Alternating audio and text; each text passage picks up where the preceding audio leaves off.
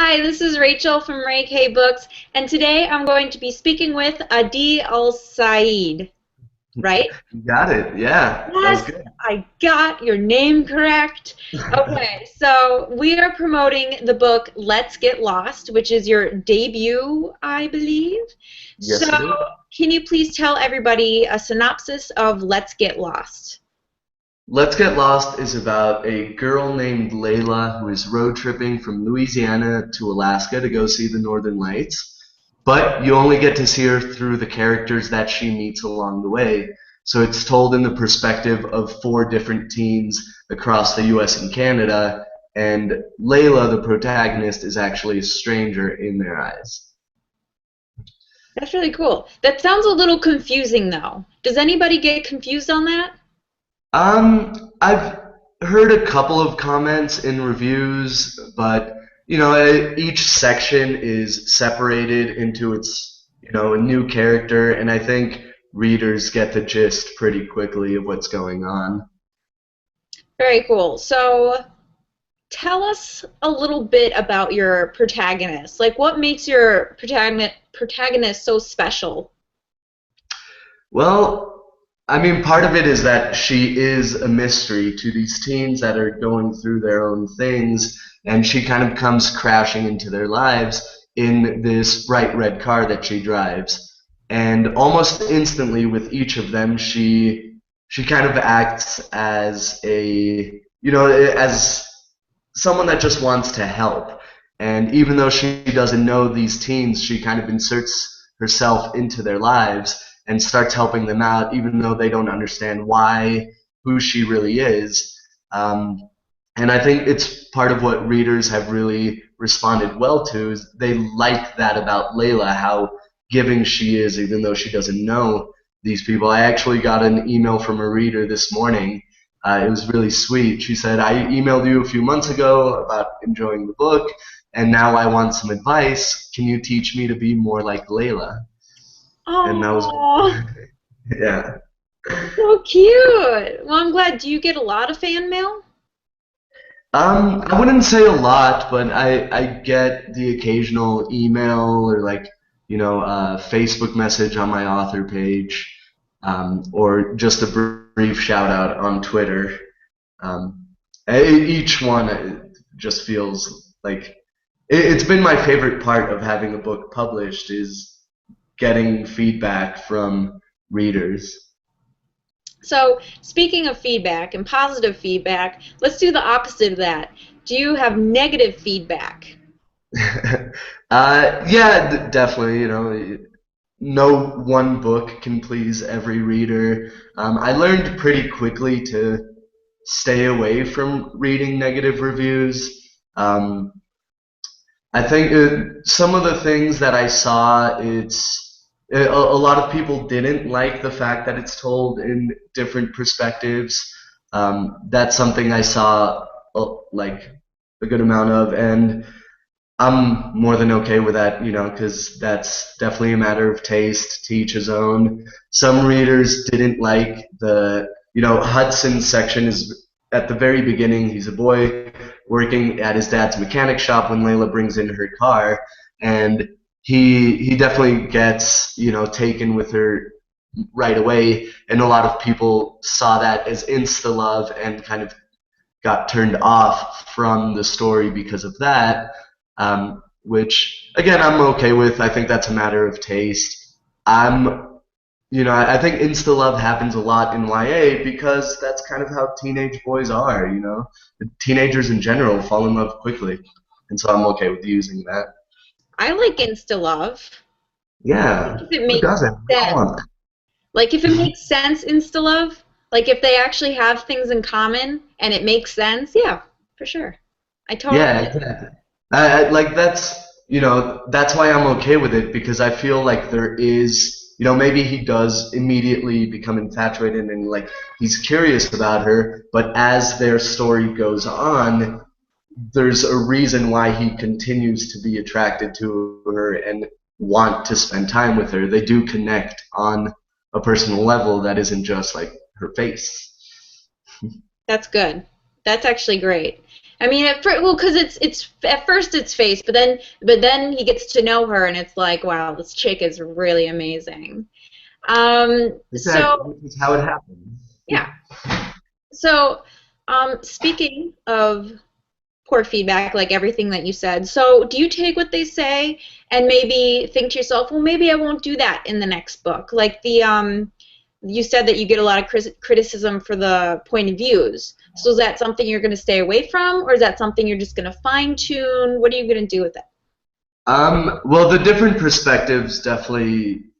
That's something I've been doing. I love different perspectives, and so that's not anything I'm going to stop doing. It's just my instinct to try to tell a story from multiple perspectives, which isn't to say everything I write will necessarily do that, but that's a part of my writerly instinct that I'm not going to try to stifle.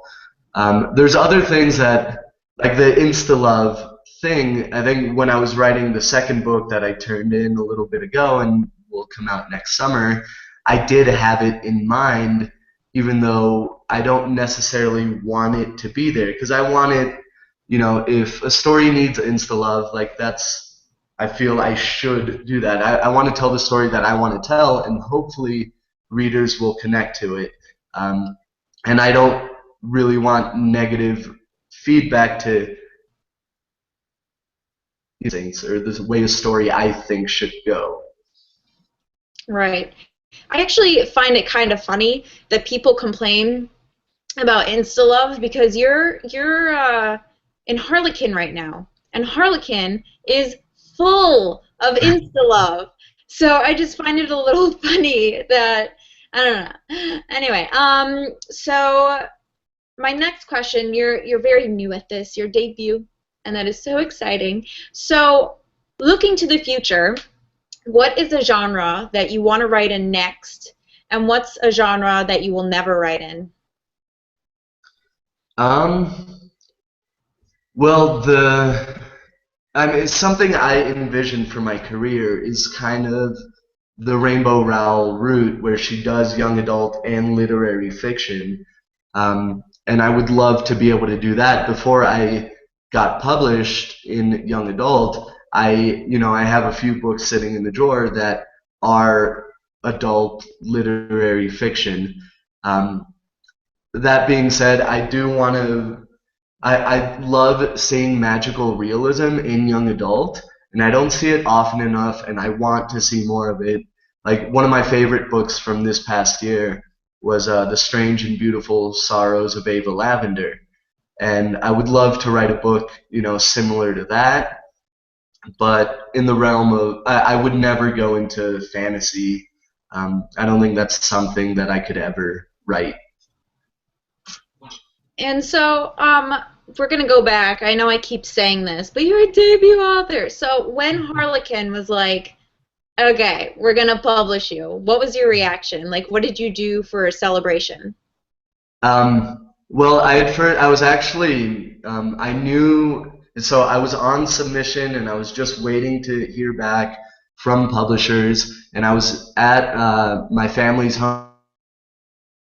This was really near Christmas time, and I'd just been waiting for that phone call. I'd been having dreams in the middle of the night where, I'd wake up from a dream that told me I got an advance for $3 million. And then I'd wake up and I'd be like, yay! And then and the dream would be like, you got an advance of $3.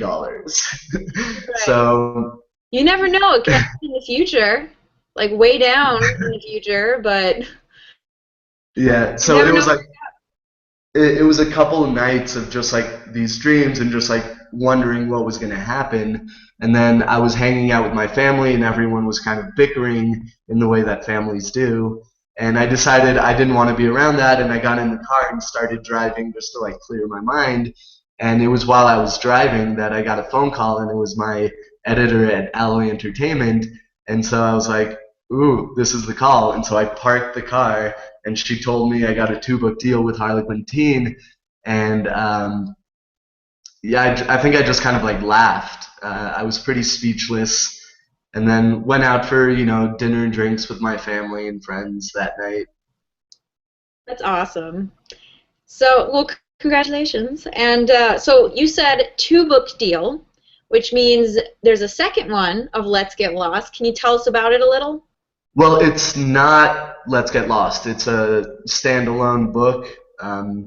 It'll be out next summer. It is called Never Always Sometimes, and it is about two best friends, Dave and Julia, who the day before high school begins, they come up with a list of cliches they promise themselves never to do until their senior year of high school, when out of boredom they decide to do every single one.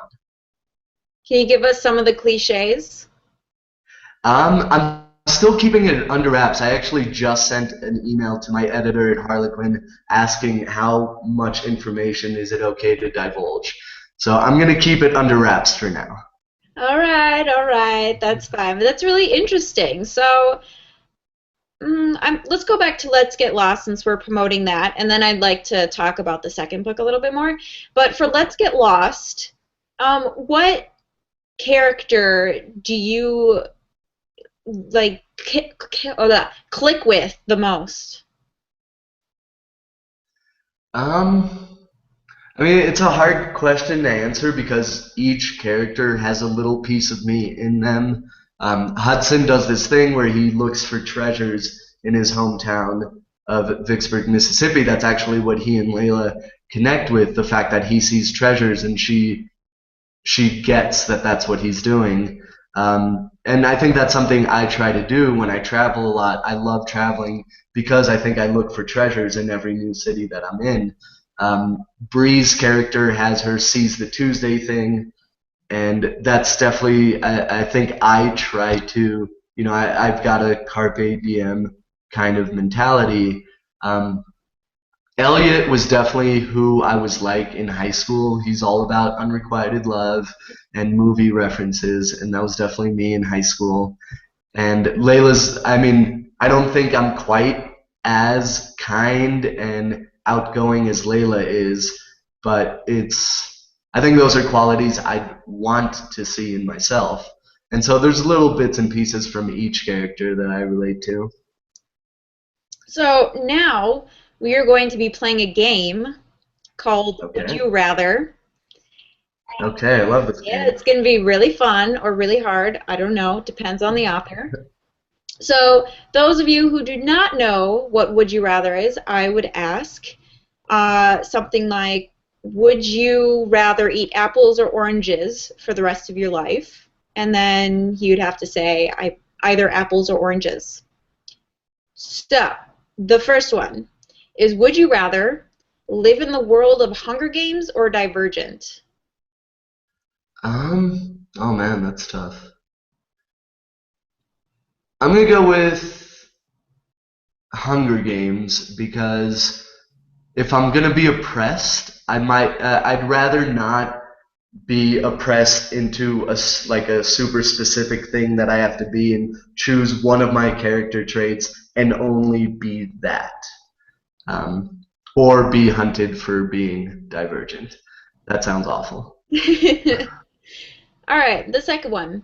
Would you rather fight next to Hermione from Harry Potter, Katniss from the Hunger Games, or Tris from Divergent? Um, I think I'm gonna go with Katniss again. I don't see myself as the biggest Hunger Games fan, but she's fierce, she's kind and giving, and she's selfless even when she's fighting. So I think that would be a good person to have next to me. Would you rather read a book that is written poorly but has an excellent story, or read one with weak content but is written well? Well written and weak content, definitely. I like the reason I read books is to find those little sentences that just like make me close the book and go, "Oh, that was so good." And I'm okay with a story that doesn't have a strong narrative arc. Like one of my favorite books is Bel Canto by Anne Patchett, and not a whole lot happens in that book, but it is so beautifully written. Would you rather, or no, Who would you rather have as a child, Harry Potter or Hermione Granger? Um, Probably Hermione. I'd be worried about Harry Potter too much. That would be tough as a dad to have to like worry like, no, you don't have to go save the world all the time. It's okay. Would you rather write novels where all the characters are women or all men for the rest of your writing career? I'd go with all women. Um, I don't know why it's happened, but I think ever since I started writing, if you were to like tally up all the characters I've written, I would say it's probably a 70-30 split towards women. Um, I can't say why I do that, but I know I'm more interested in writing female characters. Very interesting. Would you Mhm. rather only, well, I'll ask this anyway. Would you rather only write your books in trilogies or standalones? Definitely standalones. No, no surprise there. Yeah. All right. Would you rather write a book without using conjunctions or have every sentence of your book begin with one? Oh man. Um, Probably without using them, I think it'd be easier to find a way around that. And if I had to start every sentence with a conjunction, I'd start going nuts pretty quickly. Would you rather write a plot twist you hated or write a character you hated? A character I hated. It's easier to have like one character that you just hate. I think it's healthy for a book to have a hateable character, but hating a plot twist, especially as the author, can definitely ruin a book. Would you rather a super successful movie be made from one of your books or a long-lasting television series? Super successful movie. I'm more of a movie guy than a TV guy. What? That I'm more of a movie guy than a TV guy for sure.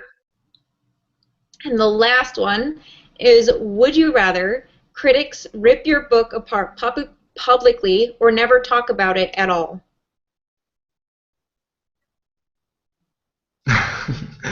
um, I'm gonna go with the any publicity is good publicity approach here and say have them rip it apart publicly as long as I'm not there to hear it. And that concludes our game. Yay! Congratulations. Yay! All right, so let's talk about your upcoming book. I'm very interested in that. So, I do have a question for you, actually, before I go into that I just thought of. So, you said that you like writing character women more than Mhm. men. So, when you think of a plot, do you think of the women characters first or the men characters?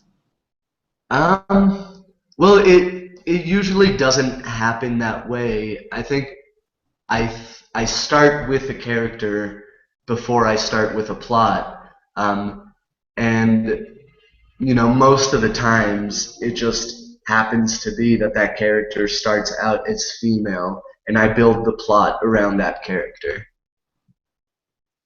So, where can you see yourself in 5 years? Um, Again, if I'm taking the Rainbow Rowell route, and people like she's well established in young adult, and she's got literary fiction books that people still go out and get. That would be my ideal situation. If you could have been the original author of any book, what would it have been and why? Um, I mean, I just referenced the book, so I'm gonna go with that. Bel Canto. It's just such a beautiful book, and every single character that makes an appearance is just so well rounded and so much.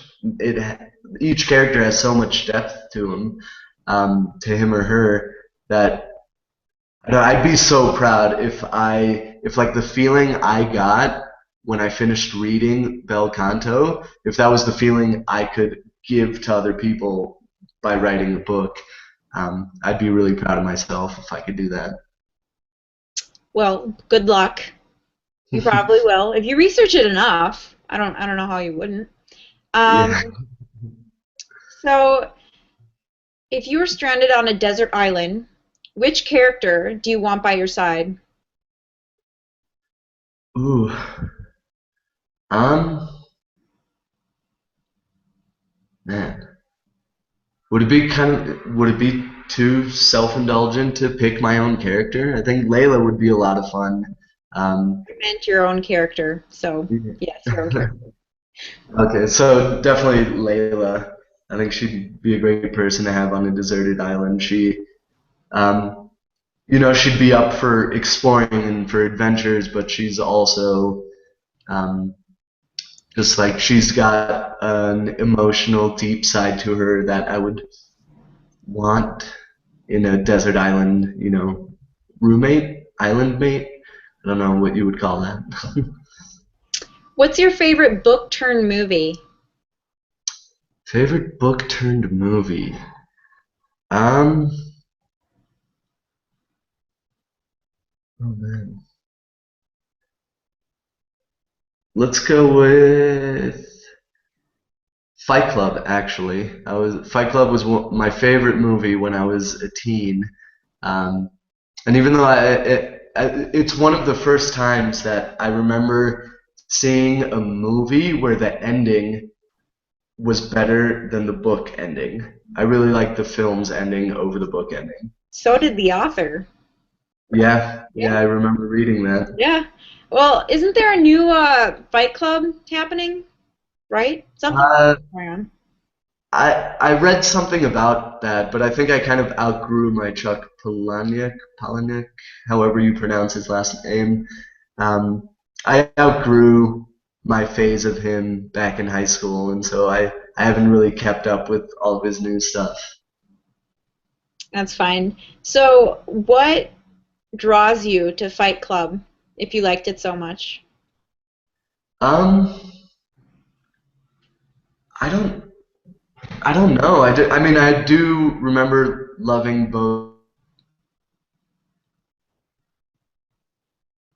actors. Like I said, that I prefer a well-written book with zero plot. Um, I think Fight Club, for all the plot it has, is actually very well written, and it has these little lines that I remember. I have a whole quote book in my Microsoft Word document that I've kept since high school, where I copy down quotes from books.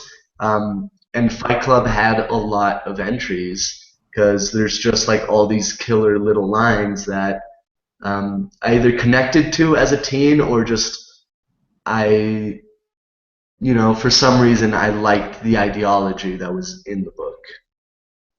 That's really awesome. It's cool. So, who designed the cover? I have the book. Hold on. Oh, this cover, right here. Yeah, that beautiful cover.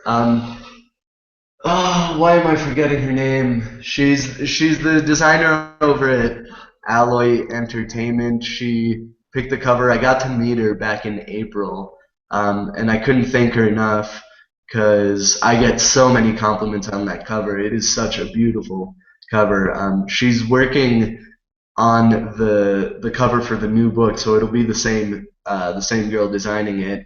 I'm pretty sure that might not be true, but from the few concepts I've seen, it's going to be Let's Get Lost esque, but with a new flavor for the new book. That's really awesome. So, basically, you're gonna kind of package yourself, so it's gonna be like the same covers through your novels, like some authors have. I mean, so far, I don't know how much of that will be my decision and how much will be, the publisher's. It's probably more of the latter. And so, you're an author. What book are you reading now? I actually just finished the Unfinished Life of Addison Stone, and I'm beginning Best American Short Stories 2014 because I mean, I love short stories, but I saw that it was edited by Jennifer Egan, and she's one of my favorite writers. And so as soon as I saw it on the shelves, I picked it out. What is the easiest and the hardest thing about writing? Um, I mean, the easiest thing is that it comes to me naturally, whether or not anyone would be paying me to do it. Um, it's still something I would do. And so it's very natural for me to sit down and write every day. The hardest part, I think, was, the years leading up into getting a book deal. Those were tough because um, just being patient and waiting for that lucky break, and so writing can be very lonely, and that was definitely true for me because I was writing full time, and I didn't have coworkers, I didn't have um, classmates or anyone that I could normally hang out with. I moved back to Mexico where I grew up, and most of my friends had already left the city, and so it was a very lonely time, which that's kind of it's a stigma of writing, and I definitely experienced it. Now it's much easier because I also coach basketball on the side, and so I have classmates, and I've gotten my social circles established here, and that makes writing on a daily basis. It takes away the loneliness of it. How many hours do you write per day? Usually, right now I'm in between books, and so I'm taking it easy. But when I'm working on a first draft or rewrites, it's usually about 6 hours a day. That's crazy. 6 hours. I mean, a lot of that time is like sitting and staring off into the distance, but it's about, I do about 3 hours in the morning, 3 hours at night of sitting down in front of the computer and trying to get to my word goal. That's awesome. So that concludes our chat. But before we go, you are giving away your book, Let's Get Lost, which is Yes. awesome. So thank you for that. My pleasure. Anybody who is watching, in order to win, you must do a few things. This chat is going to become a YouTube video, and when it becomes a YouTube video, I would like you to comment with a way to contact you if you've won. And the second thing is to, and this is optional because not everybody has Twitter, is to follow D on Twitter and put your username in the comments so I can verify the entry. And this is international, but it will get to you a little late, so maybe like after Thanksgiving. So it would take a while, but it is international. And this ends next Monday, which is November 3rd. So you have a while to enter. So thank you so much for talking with me, Adi. This was a lot of fun. Yeah, it was. Thank you for having me. It was a pleasure. Yep, and I'll talk to you later. Bye-bye. Bye.